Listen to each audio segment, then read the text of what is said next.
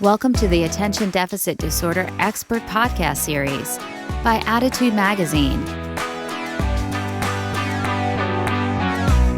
Good afternoon and welcome. I'm Wayne Callan, and you're listening to Attitude Magazine's weekly ADHD expert audio broadcast.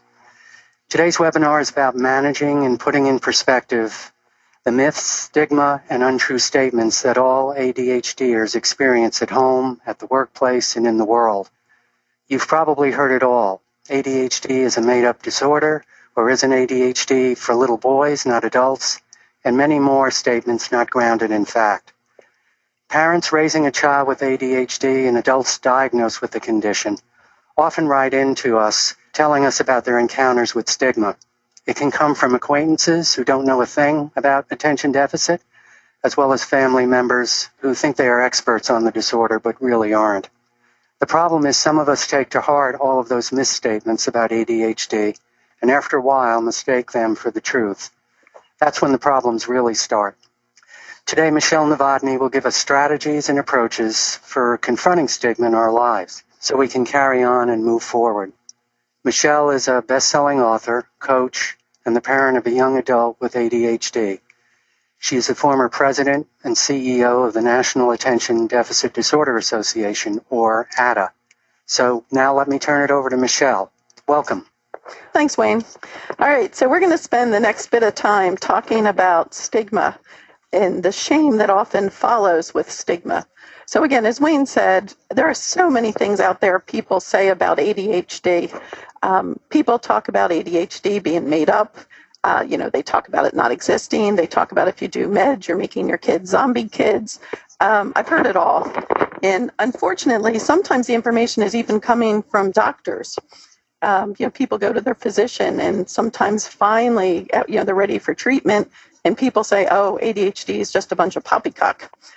So unfortunately, we still have a huge problem. Not only do we have to learn to manage ADHD, but oftentimes we have to overcome the hills and obstacles that others put in front of us by thinking that this is a made-up disorder. Can you imagine if you broke your arm and people said, oh no, it's not really a broken arm. You should be fine. Go ahead and lift up that bale of hay for us. But that's what they tell people with ADHD. It's like, oh, you don't really have ADHD. Just try harder. You can concentrate. Why do you always procrastinate? Oh, come on, you're late. You can suck it up and do it. And it gets to be a huge, huge, huge, huge problem. And it creates a lot of emotional toil and shame, too. So I'm going to talk about stigma, and I'm going to talk about the ways we can actually fight stigma and the damage that it does in terms of stopping people from getting the help they need. All right, I want to start with my plane trip I took last week. So last week I'm on a plane going to do a workshop on ADHD, and the person next to me was talking a little bit and saying what he did, and I told him, what I was going to do. I was going to go do a video shoot on ADHD. And he said, that's not really a big issue, is it? It's like, oh my gosh. And I mean, here was a really, really, really intelligent man, brilliant. In fact, he formed his own company, had hundreds and thousands of people working under him. And he was telling me that this was just a made-up disorder. So I asked him what field he was in, and he was an engineer, computer engineering. And so I said, I'm guessing you probably have a ton of people working for you who have adult ADHD and either don't know it or aren't properly treated. He's like, why would that be? I said, well, a lot of people, enter the techie fields. I told him about my son, Jared, who's a computer techie guy now, and how that creativity can often work to the advantage of people. And he said, well, what would it look like in adults? He said, I don't have any little, big guys jumping around. It's like, well, as an adult, they don't jump around. I said, but I bet you have some people who miss deadlines, are late for meetings, don't prioritize things the way you say. He's like, oh my gosh, my staff. And then I said, and I bet you have salespeople who probably are wonderful talking to people, but they're a bear to get their expense reports in. He's like, oh my gosh, that happens. He's like, what's that have to do with ADHD? So anyhow, I had this guy on the plane next to me for 2 hours, and he was telling me all these myths that he heard about ADHD, and how if they took medication, they'd be zombie people, and you really outgrow it, and it's only the hyperactive. So I talked to him about the inattentive people who don't jump around, but their brain jumps around. And at the end of it, he turned to me and he said, I fly all the time. He said, this has been the most fascinating, best airplane ride I've ever taken in my life. And he left. He was going to get ready to fire one of his top salespeople because he said that this guy just wasn't consistent. He said he's great talking to people, but he doesn't do details. And I said, well, maybe he's not the person to do the details. And he said, well, he has been cornering one of my other salespeople to do some of the details for him. I said, so what if you paired them up as a unit? I said, I had one couple, and they were not married, but they looked like a couple ready to divorce, and they were just stockbrokers. And the one guy was very ADHD, and he would, if something came up, he was on the phone, he was drumming up business excitement, and he was like all over it. And then his partner was the most detailed, linear, logical person I ever saw. She took something from step A and B and C and D all the way down to Z. And so she would start things and finish things, but she didn't actually generate as many starts as he did by a long shot. Unfortunately, my ADD guy, and Wayne, want to guess what he didn't do after he generated all that excitement? He never followed through. So there he had all this activity, and then he had all these people mad at him because they didn't buy it when they were supposed to buy it, and blah, blah, blah. So what I ended up doing was it was easier to get them paired up, and I asked the logical linear person, I said, well, does it matter to you where you start a task? She's like, you're supposed to start at the beginning. I said, I'm guessing he's a better starter than you are. I said, I'm thinking you guys could probably triple profits if you let him start, and then he gave it to you when he got tired of it, and then you took it from there to finish. And she's like, well, that's not how you're supposed to do it. I said, normally. I said, but you have the benefit of having somebody who's brilliant on this end and is really bad on that end. I said, now we could shore him up and get him a little bit better. I said, but he's never going to be anywhere near as good as you are on the back end. I said, and I don't know that we could do anything to make you as good as he is on the front end, so why don't we use the best of both of you? So they ended up doing that, and they kicked butt, and I think it was 3 or 4 times the profit just in the first quarter after they worked with me. And so I was telling my guy on the plane about this, and I could just see his wheels spinning. So after sitting beside this guy for 2 hours and talking to him about ADHD and sharing some stories, he left with a huge aha moment. He said that he was going to look at getting some support staff for all the poor ADHD people who couldn't do the details. He was looking at permanently pairing up these 2 people who had the opposite skill strengths. And he left with a very changed perspective of ADHD. So that's what I'm going to talk about today is how do we shift this mindset that the media and everybody's perpetuated about ADHD being this made-up thing, or there's something wrong with you, you should be able to suck it up and do it. So that's what we're going to talk about. And I'm glad I got to sit next to this dude on the plane. And it'll be interesting to see what happens. So we're going to be exchanging emails. So we'll see. All right. So first, it's important to understand how stigma takes hold. A long time ago, back in the 90s, I actually wrote one of the first books on adult ADHD before it officially existed. So with ADHD, we have the problem that according to the medical profession, adults could not have ADHD. And if you were a child with ADHD, you were going to outgrow it. So part of the stigma actually started in truth, because based on what we knew, just like people thought the world was flat because that's what they were told, based on what people knew, and I was a psychologist back at the time who was told adults couldn't have it, it was a child developmental disorder.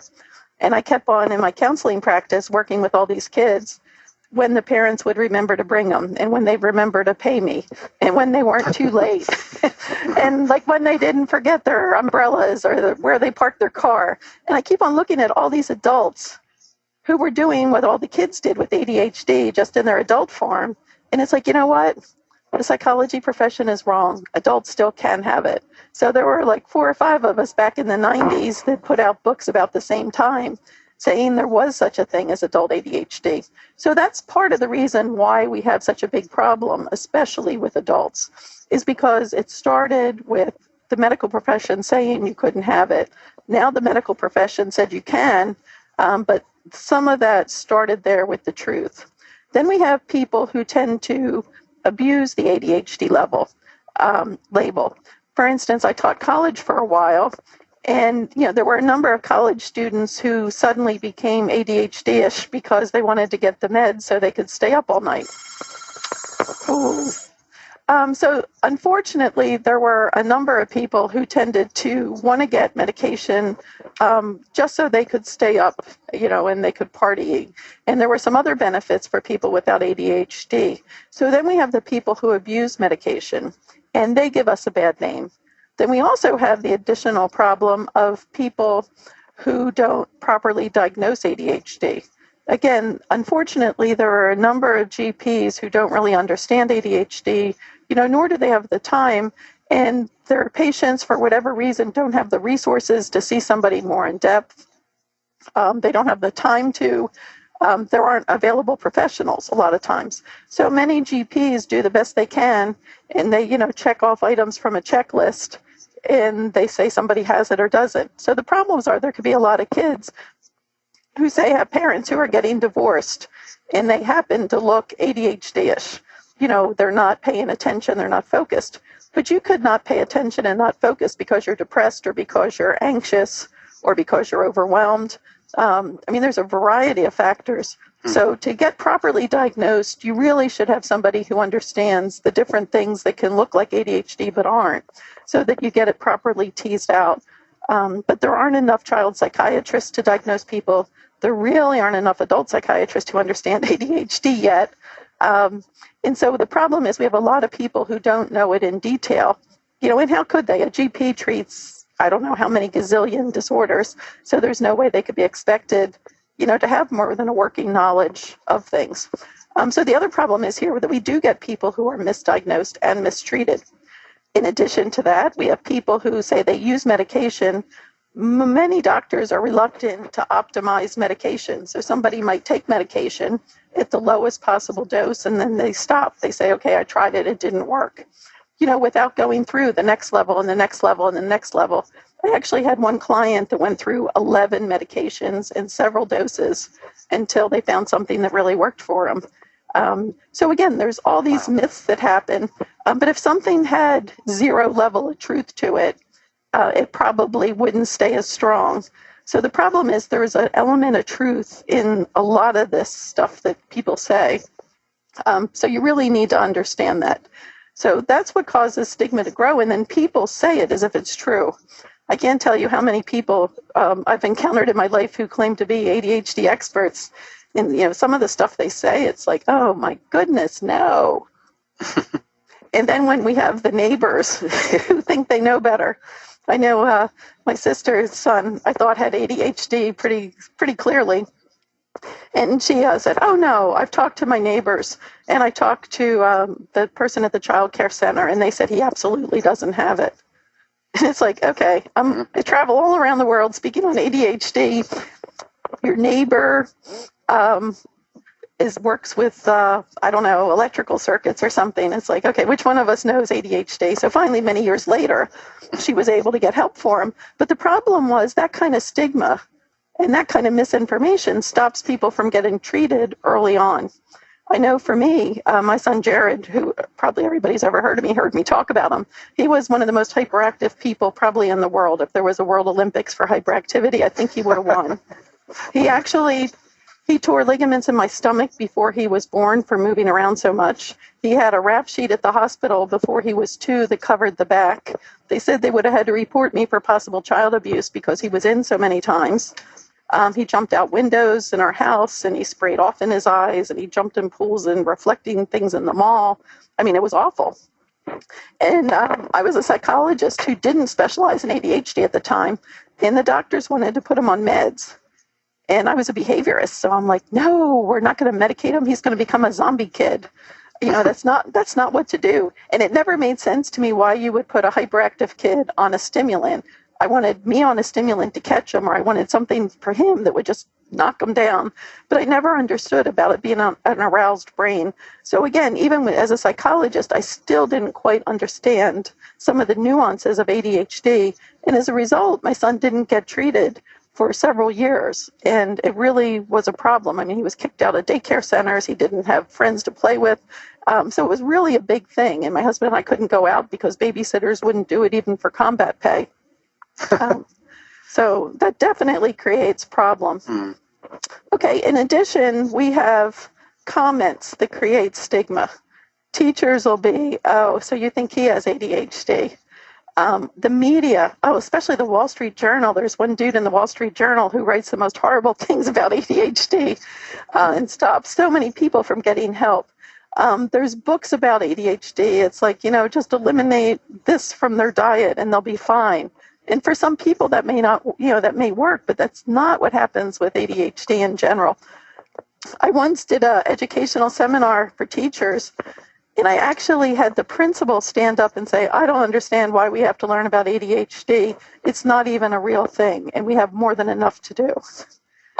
So when you have people saying stuff like that, it's going to stop people from getting the ideas they need to treat it, for parents for getting the help. So next, we're just going to talk about the impact of individuals with ADHD with stigma. Because first of all, stigma really does stop people from getting treated. It stops people from getting identified. So many people don't want the label of ADHD because then they're going to be this bad person. And I know firsthand with the labeling. A long time ago, I was in several car accidents, and I was stopped all 3 times, and I was hit all 3 times while I was stopped. Oh. And so I started getting these nightmares about people hitting me. And so it got to be pretty bad. I ended up mildly depressed, and I ended up with nightmares. So they said I had PTSD. Now, the problem was they wanted me to see a psychologist or a psychiatrist. Oh, no, not again. Okay, so they wanted me to see a psychologist for ADHD. No, not for ADHD, for depression to help manage. And the bad thing was I was actually a teacher at the college where they wanted me to see somebody for PTSD. And I remember when they told me I was depressed and had PTSD,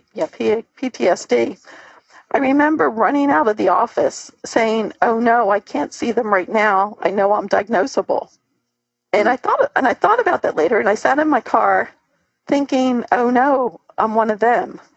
And then I thought, well, here I spent my whole life thinking how to empower people and telling them that it's okay if they have this or that and, whatever. And so here I was thinking, oh no, I'm one of them. And so it really caused me to think about, what did I really think about them if my reaction to being one of them was running out of the office screaming? So that really caused a lot of soul search, and I realized that there was shame with being on that side of the line for me. I was the one that fixed people. I wasn't one of those people. So we really have to get over the fact that whatever hand it is we're dealt, or whatever hand it is our partner or our kids are dealt, that's what we're dealt with, and we need to it is what it is. So let's just figure out how do we best manage it and go from there. But the shame with stigma, especially with ADHD, which is such an invisible disorder in many cases, it really does stop people from getting the help they need for being diagnosed, and it stops people from getting the help they need to be treated. And that's why I'm so passionate about trying to, fight the stigma so that we don't have to have this barrier that shouldn't even be there. All right, so based on the research and also based on my experiences, there's a 3-step plan for fighting stigma. And this comes out of the work of Allport and Kerrigan. So they said that if we protest, that helps fight stigma. And if we educate and if we have contact, those are the 3 main parts. And we'll talk about doing all 3 of those. So the first part is, if we do nothing, stigma's not going to go away. Unfortunately, silence really strengthens stigma. And if we don't say something, it's left as if it's true. So the first part is, when you hear statements that are untrue about ADHD, it's important to speak up and say something. It's like, well, maybe that's the case for that person, but that's not necessarily true for all. Or, come up with your reasons. But so many of us just sort of let something slip and stay there. And it's like, well, there's no harm in letting it just stay. But there is harm in letting it stay, because if you're quiet, it's as if you agree with it. And like if I had let the guy tell me that it was just a made-up disorder, he would have left thinking that ADHD is a made-up disorder. Unfortunately, as I said, he sat next to me. So I protested. So if you look at the steps, I protested. I said, well, no, that's not necessarily the case. I educated him. So again, we spent a lot of the part talking about the brain and how the brain's wired and how ADHD can look different and how, yes, adults can have it and it looks this way. And he had contact with somebody who was intimately involved with ADHD. So it wasn't just that I was reading him information from a book or, handing him a piece of things. I told him about my son. I told him about some of my clients. I shared some stories and my experiences. And in 2 hours, this man left changed, and probably changed forever. So that's an example of how, if we don't just let it be, because I very easily could have just said nothing, and he wouldn't have known, and he would have just kept on believing it, and he would have believed that I believed it too. It's important when you educate to have information that they need too. And Wayne, you guys have a lot of resources up at Attitude that can help people with the education piece, right? Do you still have all those handouts and things? Yes. Do you want to tell them where those are? Well, they're on the website. They're ebooks as well as free booklets. You should be able to see them, I believe, at the top of the website page above the search bar. But there's a whole bunch of booklets on a variety of facets of this stigma as well as how to move forward.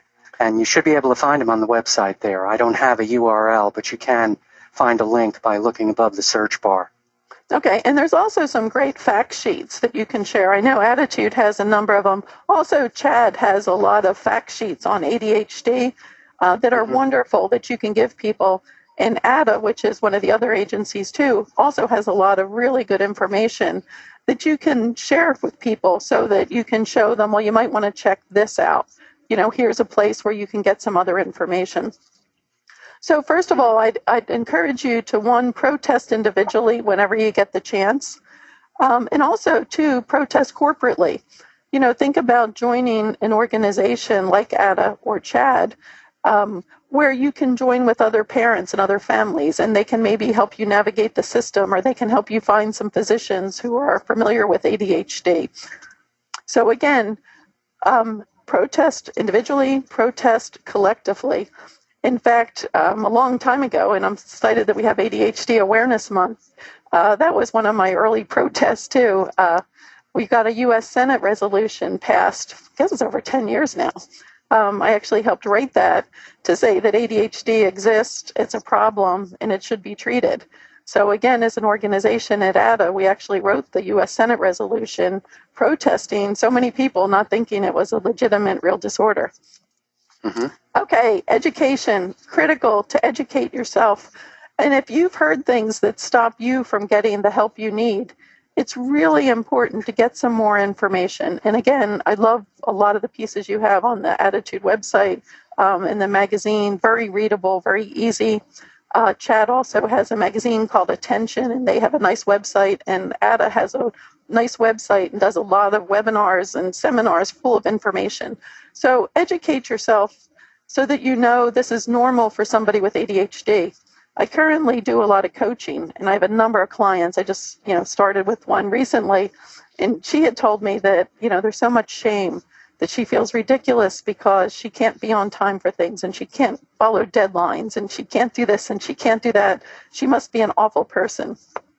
I said, well, it sounds like you're a person who's not effectively being treated for ADHD. I said, I don't know if you've, killed puppies in your sleep or something like that. I said, but, not following through is a sign of ADHD. It's not a moral condemnation, but it can be a problem. And so you really need to educate yourself as to what ADHD is and what you can do about it so that you can feel empowered. Because just like if you had a broken arm, I don't know too many people that feel ashamed when they go into the emergency room with a broken arm. It's like, okay, if I broke my arm, I need to get help. But with ADHD, it's like, okay, I can't focus, I can't pay attention, I can't follow through, I make careless details. And it's like, and therefore, I'm an awful person. All right, and contact. It's really important to have contact. have contact with people. They say that actually of the three, personal contact is the number one way we can change people's belief system. I know with my son Jared, when he was little, I actually, even as hyperactive as he was, I had people in the Montessori school telling me that he didn't really have ADHD, and I would be a horrible parent if I sought medication for him. And I'm thinking, okay, he's got a rap sheet at the hospital, he's a physical danger. And once I understood that the medication would help his brain work normally, not just knock him out and make him a zombie, I mean, I really had to fight a lot of people who were telling me all this information, and it was wrong. They would tell me I didn't need to watch Jared that much. I know I even had him on a leash. And I don't know what you think about the leashes, but 30 years ago, to have a kid on a leash, I remember my first son was almost the perfect son. And I would see people with their kids on a leash, and I would think, oh my goodness, they're treating their kid like a dog. What's wrong with them? And then I had Jared, and we really physically could not catch him if he took off. He even took off at the pediatrician's office, and he had 3 nurses running after him. But I told them that they'd said, leave him here, he's fine. And it's like, no, he's not going to be fine. I said, you're behind the wall and the door's there. They're like, we do this all the time. You're just a over helicopter parent. And it's like, I don't think so. But anyhow, I left. I went in the office with the doctor, and then I heard a scream, and it's like, he's gone. And there were probably like 15 kids in there, but I knew it was Mayan. And sure enough, Jared had skedaddled down the hallway. He went in an elevator, and they were like running to catch him. So once they had contact with Jared, then they started to understand what I knew. And don't a lot of kids who are especially hyperactive, they can actually, there's studies that they can actually hurt themselves. So I was just thinking it's important, that leash idea. I mean, parents have to be aware of that. Yeah, because I know Jared really has gotten lost 2 different times when he was little. He escaped from people. And you're right, it's really a physical danger.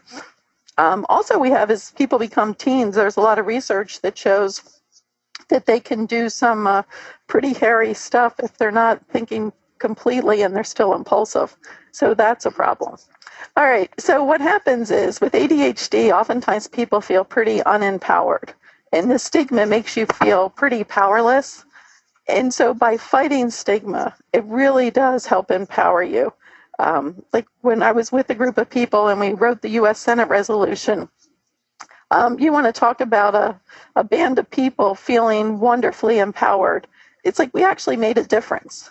I know at the time we had contacted one of the studios who was producing a segment on ADHD that wasn't true, and we were protesting it, and they were going to play it anyhow. But I felt empowered that we at least kicked the dragon, and we told the dragon there was a problem.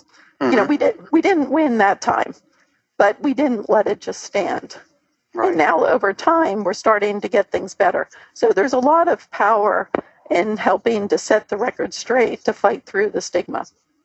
All right, so in terms of sharing your personal story, as I said, of all the things that have happened over all the time, having people actually have contact with people with ADHD is the number one thing that changes perceptions.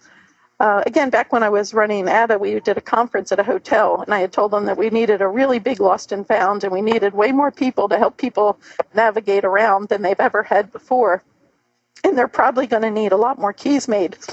And they just sort of looked at me, and they patted me on the head, and they said, yeah, we're fine. We do this all the time.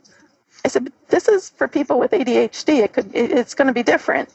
And they're like, like just nodding, and it's like, we know, we got this. Well, by the second day of the conference, they looked at me after they had contact with 500, 800,000 people with ADHD. They're like, oh my goodness, this is what you're talking about. It's like, yeah, that's what these people struggle with all the time. It's real.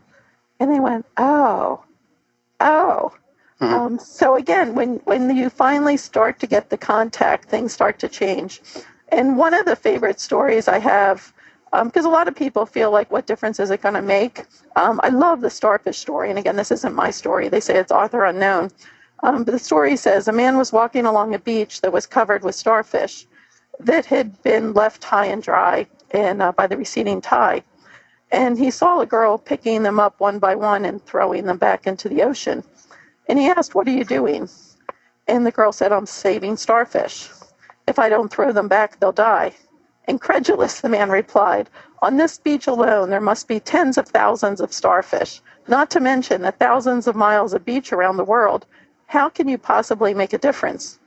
The girl picked up another starfish, looked the man in the eye, and hurled it back far in the sea. Looking back at the man, she said, I made a difference to that one, didn't I? So again, we might not be able to change the whole world all the time, but one at a time, we can change things. And like the man on the plane, I'm pretty sure he's going back to his HR department and going to talk to them about ADHD. And I'm pretty sure that guy that might have gotten fired isn't going to get fired, but he might get help for his ADHD. And I'm pretty sure that things are going to start to change. So you never know as you fight stigma where it's going to lead.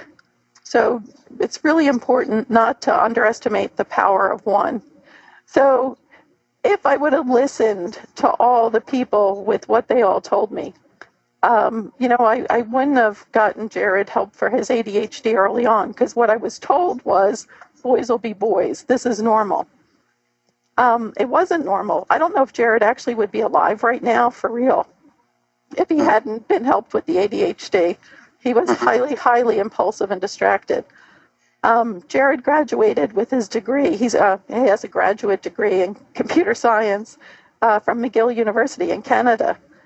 If Jared didn't get help for his ADHD because he didn't need it, they said, I don't know that he would have a college degree right now.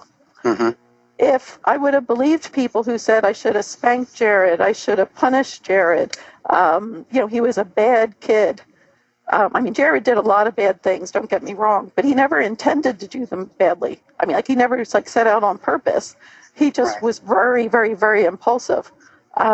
If I would have listened to them, I might have punished Jared for being ADHD, and he would have had all this shame about ADHD. Instead, he sort of has come into his own. He understands that's how his brain's wired. He understands there's things he likes to do, things he doesn't. So he's learned to manage it. He also ended up getting himself a job, his first job, which was the most perfect ADHD job, I think, in the world. He had the ability to come into work whenever he wanted, as long as he just worked 8 hours anytime during the day. That's great. So he could come in when he wanted, leave when he wanted. He just had to log in 8 hours of work. They got to wear whatever they wanted in the office.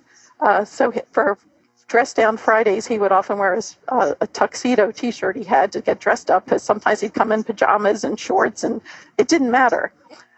So he loved that. They would take projects off the wall and work on it until they got bored with it or got stuck with it, and then they'd put it back on the wall with the next step for somebody else to pick up.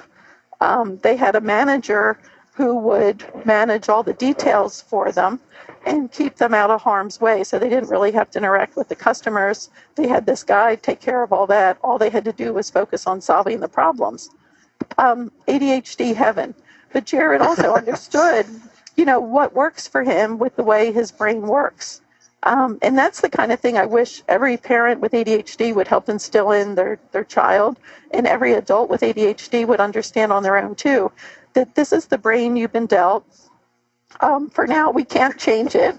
There are ways to manage it. And coaching is all about empowering people with ADHD too. It's like, what strategies can you use? I know a lot of people with ADHD try to get better organized.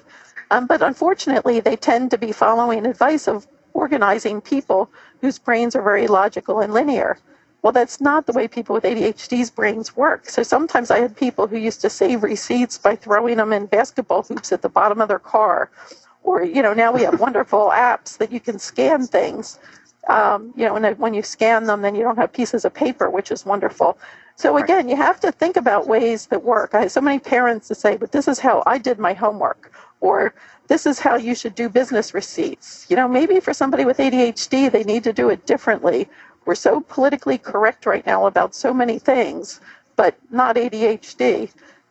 So, maybe we ought to start wearing signs, all brains matter or something. And start a movement. It's a great bumper sticker too, yeah. All right, so basically the steps to fighting stigma are protesting. And you never know where a protest is going to lead you. And again, I'm not talking about marching in the streets, but, just not letting comments stand. Educate people, contact and connect. And again, I can't encourage you enough to contact a lot of the organizations where you can find a ton of support, which will help you feel better about fighting this shame and stigma and moving on. So that's all I have for information, I think. Right, Wayne? Yes. Okay. That's it. We have some questions. There's a mom of a 15-year-old son, and he is against taking medication. He's been diagnosed with inattentive ADHD, and he has a learning disorder. And she asked, do you have any suggestions she thinks he's going to need medication. Do you have any suggestions about how to support him without making him feel broken? I think the most important part, and that's a great question, would be to help him understand how his brain works. So the more educated he can become about what his brain looks like, where ADHD is and the prefrontal cortex and the fact that the neurotransmitters don't work effectively. So I think the more we can make it a real thing, help. Also, I've had a lot of success recently with especially people in that age range getting the quotient. It's a computerized test that tends to show how you make out on different ADHD symptoms. Mm-hmm. And they have bar graphs at the end of it that'll actually show you where normal is and where you are. So I've been using that a lot for people who were on, say, a little bit of meds and thought they were fine and they didn't want to take more because somehow more was bad. Or people who thought they were fine and didn't need meds. So the quotient test, again, a lot of people can do that now, makes it very concrete because it gives you a bar graph that shows where you are to normal. Where would people be able to access that? I mean, do coaches or physicians have that, or how does one take the quotient test? Quotient test, okay. It would need to be a psychologist, psychiatrist, or I think some coaches may have it. I guess maybe go to the quotient and then see who might be trained in the area. Mm-hmm. So that would be one way to make it clear. The other way I've had a lot of success would be with kids in their video games. So I've had kids who said they focus fine enough. So I had them play their game off meds, and then I had them play their game on meds. And then they're like, oh, I do way better on my meds. It's like, yeah, that's how you would do with your homework too. So, so sometimes if you can make it concrete for them, and I have had kids who have said, I'm not taking meds, I think it's, going to poison my system. It's like, okay, then we need to find at least 2 times more time for your homework, or we need to talk to the school about making accommodations because it's going to take you longer. So again, I think the most important part is going to be educating them about his brain and what that means as concretely as possible. What about the whole stigma attached to ADHD medications? We all know that parents struggle with that decision to sometimes put their child on medication. We know how effective they can be from studies, but there's 2 levels of stigma. There's sort of, what the parents think about them, and also sometimes when you reach the teenage years, teens don't, it's just not a cool thing to take. So that's a challenge, but yet they're very, very helpful. Okay, medications are a really interesting one. And again, I've probably done the biggest flip of anybody in the world on this issue because I started out a behavioral psychologist who was no meds no matter what. I really believed that it was behaviorally oriented and that I could do behavior management plans, and parents just weren't consistent. And I think God gave me Jared to teach me differently because my husband's an educator and I was a behavior specialist who consulted with all the other behavior specialists and helped them. And so I really had to learn that it really was physiological. And now I actually have been consulting with pharmaceutical companies for the past 8 years, helping them educate parents about the non-medication strategies that go along with their medication strategies. So the important part would be for them to understand physiologically how this works. And for me, that's what turned it around. If we think about the 3-part system, it was the education. Once I understood that ADHD is physically an under-aroused brain, the messages really don't get to where they're supposed to go to. Mm-hmm. We have all the executive functions can be impacted. And the medication, for the time it's effective, helps restore the brain to more normal functioning. So once you understand that piece, then you have to weigh, are the risks of taking the medication worth the benefit of having my brain restored to normal for this period of time? So I still respect people who decide to use meds. I respect people who decide not to use meds, and I love the people that are willing to do everything, anything, from yoga and doing exercise and doing whatever you can to manage it. But I think the most important part for fighting the stigma is to understand the physiological part of the brain. And some of the websites even have pictures of the ADHD brain that really in detail show you where things are going on. So that's the most important part. And when you become a teenager, actually, you don't want your teen to let people know they take ADHD meds because everybody else wants to take them to help them stay up. Yeah. And it's sort of funny. And a lot of parents will tell me I don't want them to be addicted to meds. But most of my patients with ADHD forget to take their meds a lot. So one of the big things we're always trying to do is get them to remember to take their meds.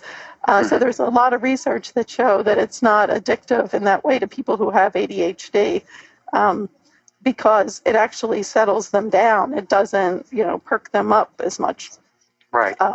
So, understanding what it really does and why it does what it does would be the important way to help fight that kind of stigma. A real short one. What is a good book about shame? Several people have asked that you might recommend. I'm thinking Sari Solden had one on shame. What's it called? I don't remember. Okay. But yes, if they look up Sari Solden, I know she's written a lot about shame, especially shame in women. And her messages are always very, very powerful, very heartfelt, just helping you get good in your skin. I also think Chris Dendy did one with the teens. I know she had a book where I think don't remember the name right this second, but her son Alex had told his story along with some of the other stories of some of the kids, and that was helpful. Okay. Well, Sari is S-A-R-I, Solden, S-O-L-D-E-N, for those of you who want to Google her. And Chris Dendy is Chris, C-H-R-I-S, Dendy, D-E-N-D-Y, in case you want to Google her as well. Oh, and Ned Hollowell does a beautiful job on shame, too. Ben asks, it's one thing to sort of correct your spouse or mother-in-law about not understanding ADHD, but how should I handle it when my boss comes out with a boneheaded statement? Delicately.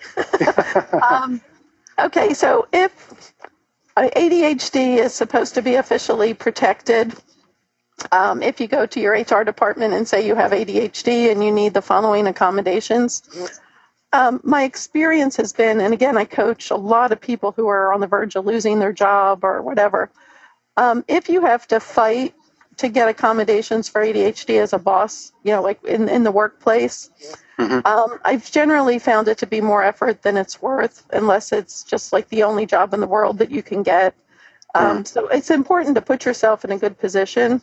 I don't know that I would correct my boss per se, because if the boss is the kind of person that makes boneheaded statements, you might want to actually be more incognito there. Unless it depends. So, sometimes I have people hire different people to work for them, like say to organize their receipts or to proofread reports. Again, there's a million accommodations. Some people I coach, and every day I help them tee up their priorities and what do they need to be focused on. So they might want to manage those kind of symptoms. But in general, if it's a real problem, you could go to the HR department and see what they would do. But yeah, anybody that makes boneheaded statements who unfortunately has power over you puts you in a really delicate position. Yeah, right. So and it's confidential with HR? If that is brought up, I believe it usually is. Well, it is, but the problem is the accommodations aren't. So once they start saying so-and-so needs to be able to wear headsets or so-and-so needs to have like notes taken after a meeting, then everybody knows you have ADHD anyhow. So yes, in theory, it's confidential. Yeah. But it's not really, if that makes sense. So generally, when you're fighting, and again, I believe in fighting all sorts of things, but if you're fighting in a workplace, Usually they're going to find some other reason to get rid of you if they want to get rid of you because of ADHD. So again, there are ways to do it, and it has been done, and I have helped people do it. But generally, I'd probably in that situation recommend keeping your mouth shut unless an opportunity just sort of arose, like maybe on a picnic or something. If they're talking about kids and your kid has ADHD, you might throw something out. I don't know. But yeah, workplaces you have to be careful with still. Sally asks, after years of hearing criticism for my missteps due to ADHD, I tend to overlook my successes and spend most of my time going over my mistakes. How can I break out of this cycle? She doesn't seem to celebrate her successes as much as, bemoan her mistakes. That's an ADHD thing, isn't it? Oh, very, very, very much so. In fact, in coaching, that's the first thing. In fact, every coaching session I have, I always start with, so what's been going well? And I can't tell you how many people always start with what's going wrong. And I mean, I've been coaching some people for a couple of years, some of the people, and it's like, no, what went well? He's like, why do we have to do this? It's like, well, because this is really important, because if you build on your successes, you have a nice, strong foundation.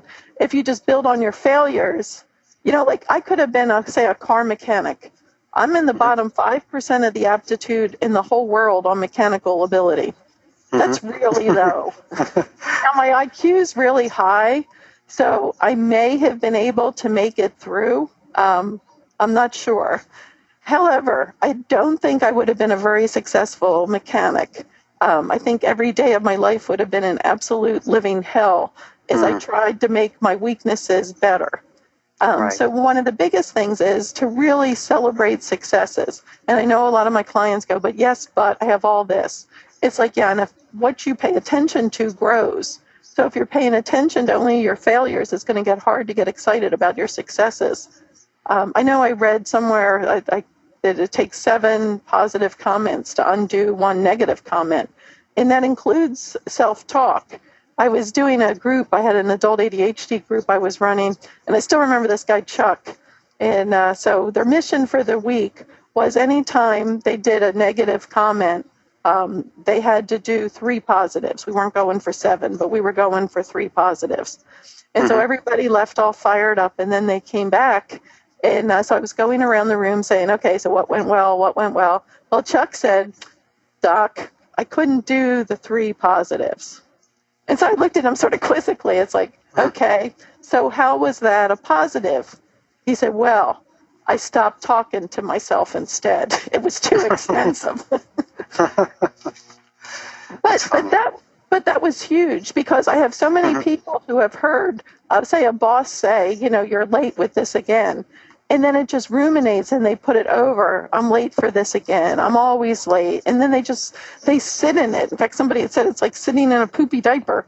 They just sort of stay put there. And it's hard to get motivated and excited if what you're focusing on is your negative. So if you tell yourself something negative, it would be really good to try at least 3 positives. And if it's too expensive for you to come up with 3 positives all the time, try Truck's strategy and stop the negative self-talk. And again, coaching can be really effective in helping people learn to do that so that they can focus on their successes and then build on them, to do what they want to do in the way their brain's wired to do it. What about the value in terms of overcoming stigma of support groups, whether they be online or meeting weekly? We did a survey once, and a lot of ADHDers told us that their best friends are fellow ADHDers because they're totally understood and they're totally relaxed in their presence. Is that a good thing? Is that a beneficial thing, the support groups? Support groups are critical for people on the journey, especially on the front end of the journey. So groups like CHAD and ADA, CHAD has physical meetings in a number of locations. ADA has virtual ones, and that's chadd.org and add.org. Wonderful support systems. I know my father, who we identified in his 60s as having ADHD. I told him that he really needed to come to a conference so that he can be around others with ADHD. And I remember he told me, he said, well, I can be pretty damn annoying. I don't know if I want to be with a bunch of others. And he went to his first conference probably in his 70s, when he was like 70-something. And he had an absolute blast because my dad wasn't hyperactive. He's like West Virginia lethargic. And so he was able to see people whose brains were going and who cut each other off on conversations. It was just the best environment in the world for him to be in. He absolutely loved it. So I think part of what it does is it shows you still can be successful in your own way, and that you're not broken and you're not defective. You're just wired different. And this is what you've got, but that doesn't mean you can't soar. And so I would encourage everyone to join a support group of some sort, whether it be a virtual one, whether it be a physical one. Go to conferences. I know Chad's going to be having a conference in October soon. If you can get yourself to a physical conference. But the support groups are absolutely wonderful and brilliant, and I think you'll find yourself there. And I think a lot of people also, I know on your website, you have a lot of statements from people and, people writing back and forth and blogging about ADHD too. That's addconnect.com. Yes, there are support groups on our site as well. So addconnect.com. Yes, and it's very helpful, and so many people use it. And everyone is very helpful. For every question that someone has, there are a bunch of people pitching in trying to solve it for them. So it's a good resource. Yeah, and they don't have to reinvent the wheel, which is what I like. No. Because people have already figured out, there's this many apps that tend to be helpful for people with ADHD, right. Or there's this many things that you do here. So again, make your life easier. There's even support groups for non-ADHD partners. Gina Pera has one of those, PERA. So because the people who live with people with ADHD sometimes pull their hair out. It's like, oh my goodness, why can't they do this?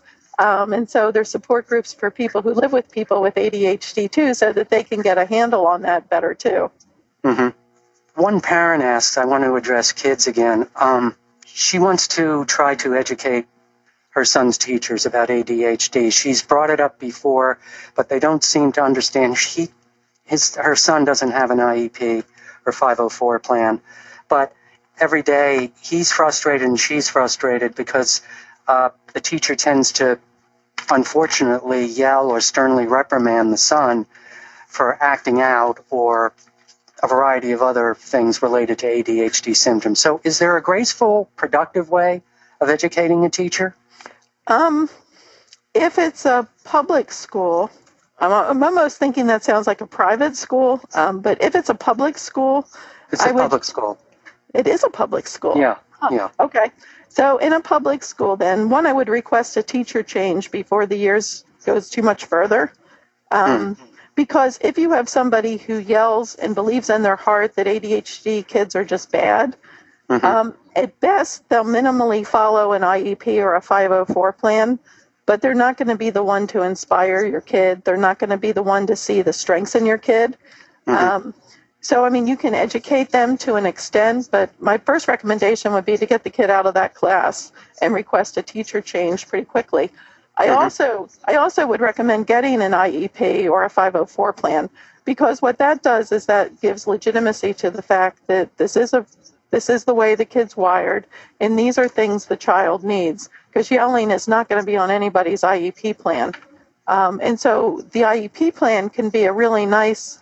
The meeting itself can be a nice way to educate the teacher if you're still stuck with the teacher, but I would hope you would move because so many teachers are so kind and compassionate and much better. But anyhow, the IEP meeting is a way for everybody to get educated, because ADHD, one of the other problems is it looks so different.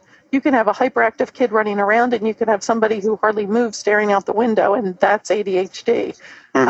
The other thing I'd love, Rick Lavoie said this a number of years ago. He said, if you're having a really good day at school, stay home. He said, because if you can focus and knock out your work, he said, they're going to hold that against you every other day of the year.